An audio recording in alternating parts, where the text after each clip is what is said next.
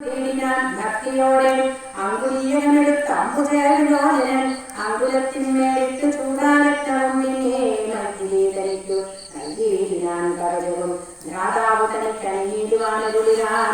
രാവണ ഭഗിനിയും യോജനം ചെയ്തു പിന്നെ രാവണനോട് പറഞ്ഞിടുവാൻ നടക്കൊണ്ടാൽ സാക്ഷാലഞ്ജന ശൈലം പോലെ ശൂർപ്പണകയും രാക്ഷസരാജനും